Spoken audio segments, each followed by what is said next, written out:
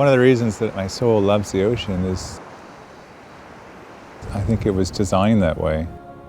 From the time I was a little child, my mother tells me I was drawing pictures of myself in the ocean, despite growing up in Detroit, 1,000 miles from the ocean. And even just today, arriving in this place and seeing the ocean, it just it felt like I had to get into the water. The water was calling. And so I think there's just something special that was put in me. I'm sure, too, that our family holidays to Florida, getting down to Daytona Beach and finding the waves and that place of real fun and excitement, and it being a very much a alien place. You look out, you can see behind us in the water, and there's the surface, and you don't know what's under there, and you want to find out what's there. So I think it's something that was really just, even from my early age, those early experiences, I just always wanted to be around the sea. And now when I get near it, I just have to be in it and around it and feel at peace and really at comfort when I'm by the sea. Rocha has been around for 30-some years, and in each of the different country projects, there's often been something related to the ocean. But a few years ago, we decided in a very intentional way to really put some initiatives into place to take care of the ocean. So the goal then of Rocha's Marine and Coastal Conservation Program is really to see the ocean and the people who use it transformed. The ocean from a place of scarcity and problems to a place of abundance and teeming. Genesis 1 talks about that, as the ocean is a place where life is supposed to abound, great creatures, big and small, and also people that use it. So there's ample provision for people if we take care of the ocean in the way that science, we know how to.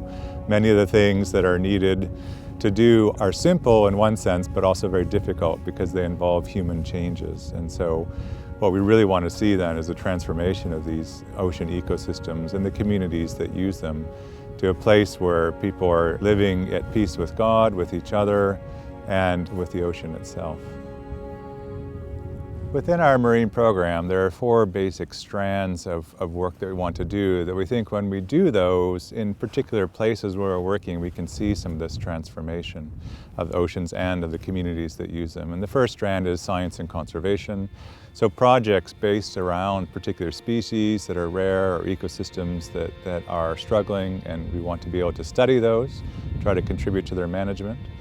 We're also very concerned about poverty and livelihoods, and even especially, say, here in the UK, fishing communities that perhaps wouldn't be considered poor by some standards, but are really struggling. And so we want to work with fishing communities to improve livelihoods, to reduce poverty, and to help people to sustainably use the ocean.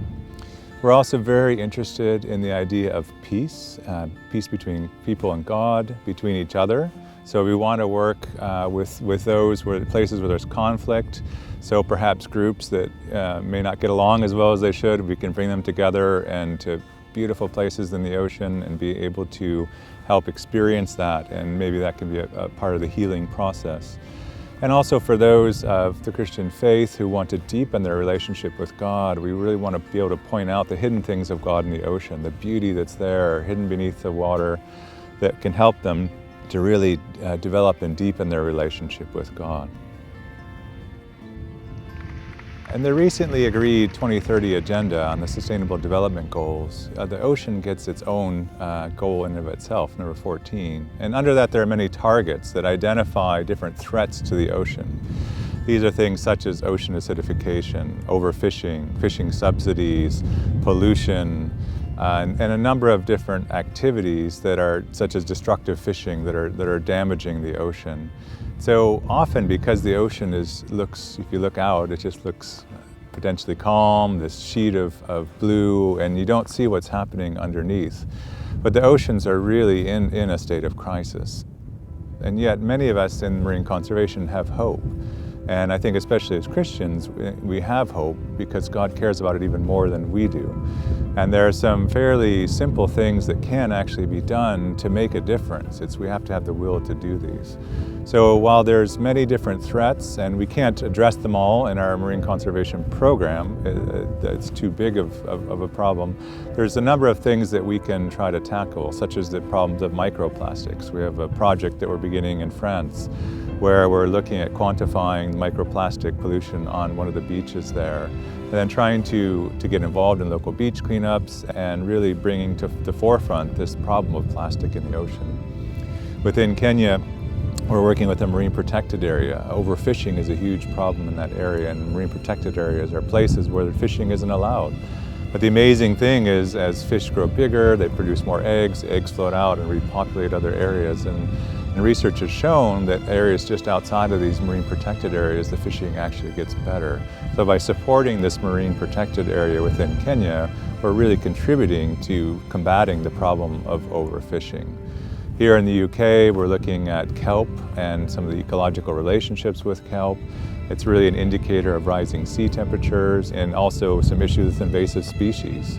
Invasive species can come in and cause many different problems. And so these different projects are designed to highlight issues for especially the global Rocha family and Christians in general, to be able to see what some of these problems are and also see that there are solutions and that we have hope that we can actually make a difference.